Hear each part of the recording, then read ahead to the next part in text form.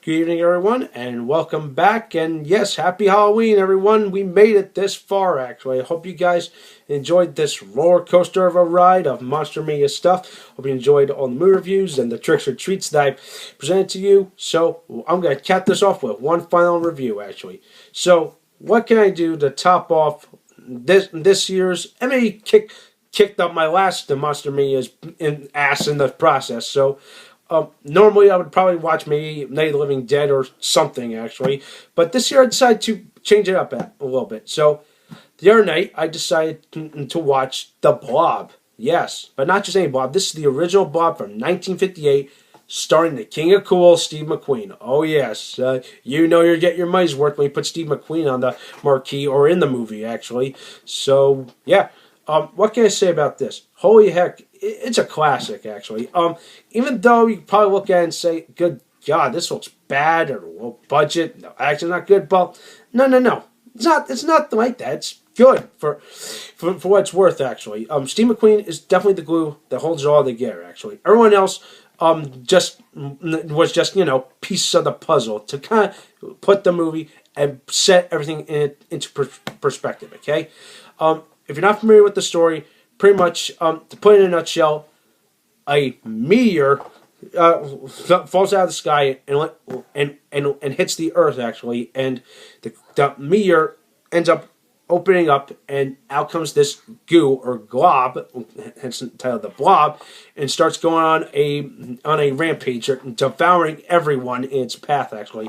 And its first victim was just a random dweller in the middle of the forest, actually. But now, this is where Steve McQueen's character comes in. So supposedly, somehow they encounter him, and then he ends up trying to be the unlikely hero. And I'm like, it just goes from there, actually. It does get very good, actually. And Steve McQueen truly proves to everyone that he can act, and that he can be a hero if he can, actually. Everyone else, let's see, they were just our minor actors. No one too special, but definitely Steve McQueen is the big highlight of this. The monster itself is just phenomenal, actually. And for a low-budget movie, like I keep saying, the monster actually turned out to be pretty cool. And they made it was like a synthetic monster, actually. And what I read from this is Monster Bash, was that according how they created this creature was very simple. They used buckets, gallons of silicone to create this gelatinous glue, and then throw in some of this, coloring and all that, and it was just pretty cool how they were able to make it that original, and then they just use other pretty cool visual effects to make it what it was throughout the movie, actually. So I'd say, wow, for a low budget film, to create something as iconic as that gelatinous mess is saying something. And for a budget of, get this, $150,000.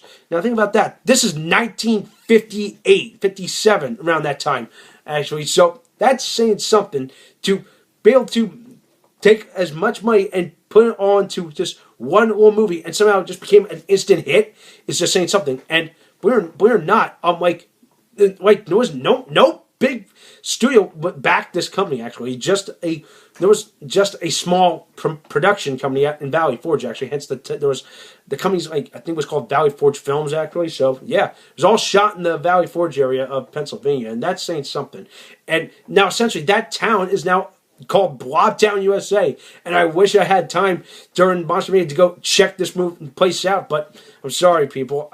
But definitely something I want to do some other day, because, hey, colonial fears are now a big highlight of that movie and of our society, actually, because that's the part of the movie, spoilers if you've not seen it, where the Blob actually bursts out of the theater and everyone's running, look out, it's coming to kill us, and all that crazy stuff. It's truly remarkable. The directors, everyone, all the cast and crew, they did a phenomenal job, and they created something so amazing. It just knocked it out of the park and just made everyone happy, actually. So, if you've not seen this movie, you gotta check it out, actually. It's available, I believe it's available on a public domain DVD. You can probably find it, it's probably circulating on the internet. Or if you can catch it, just like me, it's probably on TV.